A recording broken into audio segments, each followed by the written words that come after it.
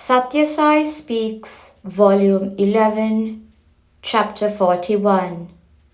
My People, Part 1 of 2. Bhakti, devotion, has been defined as Sapara Anurakti Ishvara. It is supreme, single-pointed, intense attachment to the Lord.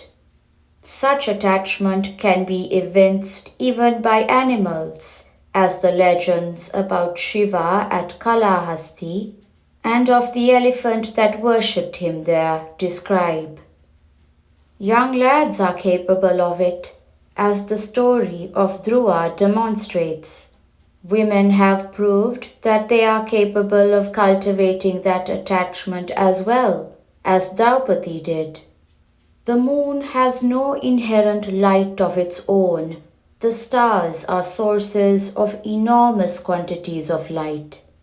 But starlight is so hazy and indistinct that it is as bad as non-existent, whereas the moon with borrowed light is able to help man much more, and to brighten his nights with a delighting quantum of light. The secret is the nearness of the moon to the source of light, the sun, and to those who need it, namely mankind on earth. The stars are too far from either to be of any service, and of what use is all that brilliance if what they can offer is just a twinkle? The sky is studded with 1 billion stars, but the illumination they shed is infinitesimal. God is more than 1 billion suns, but if you are away from Him, you cannot have either the warmth or the light. Of course, with God, it is not special distance that counts. One has to endear himself to God. That is the process of bhakti. Recognize the authority of God over all. But as a result of worldly needs and sensual greeds, man endeavors to curry the favor of all sorts and types of men, demeaning himself with low tricks and vulgar praise.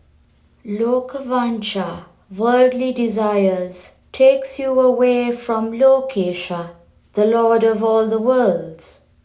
Learn a lesson from the stream. It rushes to the hollows, never to the heights. Bend before the lowly, the humble, the godly, the good. Do not bend before the proud, the promoters of hate and greed. Those who have God in their hearts will always be self-effacing, not self-aggrandizing. If a man's head is heavy with ego, he will suffer from aches. He cannot sustain himself on ananda, bliss. Never yearn for authority over others. Instead, recognize the authority that God has over all others. Be immersed in ananda and in love. Man weakens himself believing 3 impostors, Nama, Rupa and Guna. When he says that his name is such and such, and when he answers, "Here I am," when that name is called, he is an impostor. He is the impostor number 1. When he describes himself as ill or well, weak or strong, poor or rich, he is being impostor number 2. When he is depressed because he suffers loss or pain, and excited because he secured profit, he is impostor number 3. He has no name. He has all the names that God has. He has no phases. His body has them, but he is not the body. His car may be out of order. His house may be crumbling, but he is unaffected. loss or gain, pain and pleasure, the entire dual throng is delusion, caused by the play of fancy of fact. 3 knowledges to disperse the delusions. These delusions have to be dispersed by the acquisition of 3 knowledges and the consequent mental attitudes. The first, Adibhutam, concerning all perishable things, including the body and its appurtenances, that is to say, the jiva. The second, Adhidaiva, concerning the divine forces that prompt action. These forces include the direction of space, which rule the ear, air, which governs the sense of touch, the sun, which presides over the eye, Varuna, the deity of the waters, who rules the tongue, the Ashwin twins, who govern the sense of smell through the nose, fire, which presides over speech, Indra, who governs the hands, Upendra, who governs the feet, Mitra, who oversees the alimentary system, Prajapati, who governs the generative functions, and Chandra, the moon, who presides over the mind. In short, this represents the Ishvara or Saguna formful aspect of God, with various contributory attributes promoting man's progress here and hereafter. And the final of the 3 knowledges that disperse delusions is Adi Atma, concerning the Atma, spirit, that is, the individualized being, the universal, eternal Atma itself. The Adibhutam or Jiva consciousness binds one with the shackles of I and mine.